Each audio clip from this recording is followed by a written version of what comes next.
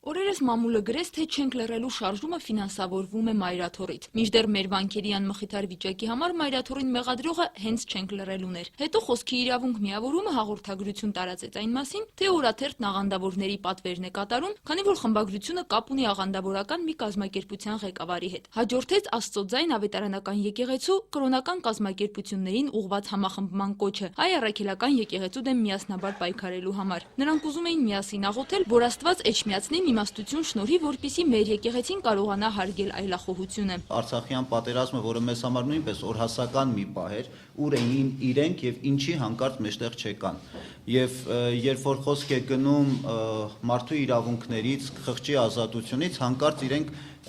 այսօր մեր հասարակական կյանքում ինչ որ օրհասական դրսևորումներ են տեսնում եւ կոչ են անում համախմբվելու եւ Մայրաթորը համարում հակառակորդ։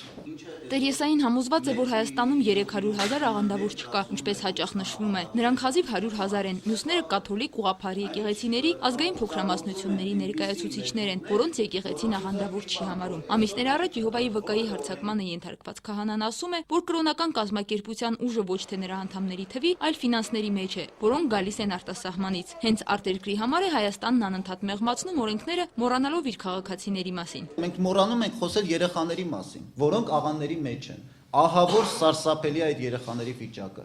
Ով պիտի պաշտպանի այս երեխաների իրավունքները։ Այն մարդկանց իրավունքները, ում տնից վռնդել են մենակ նրա համար, որ այդ մարդը ընտանիքի մյուս անդամների հետ այս կամ այն աղանդին չի հարել։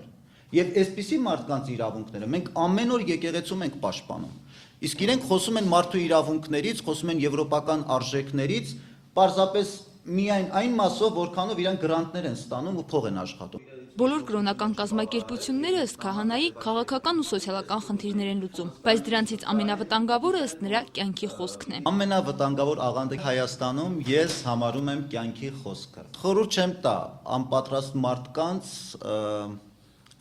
պարզապես հետաքրքրասիրության համար գնալ ու մասնակցել իրենց հավաքներին։ Բայց իրականում, եթե պատկերացնենք, թե ինչ է այնտեղ տեղի ունենում, սարսափելի մի իրողություն է, որտեղ օգտագործվում են բոլոր տեխնիկական, մտավոր, հոգևոր բոլոր հնարքները մարդկանց զոմբիացնելու։ Կրոնական կազմակերպությունների իրական նպատակների մասին վկայում է Մայրաթորի դեմ պայքարի նրանց կոչը։ Իսկ հայ առաքելական եկեղեցու առանձնահատուկ դերը սահմանվում է ոչ միայն մայրօրենքով, այլև ապացուցվել է պատմությամբ։ Լուսինե Ղարիբյան, Արմեն Շահոյան, Երկիրն այսօր։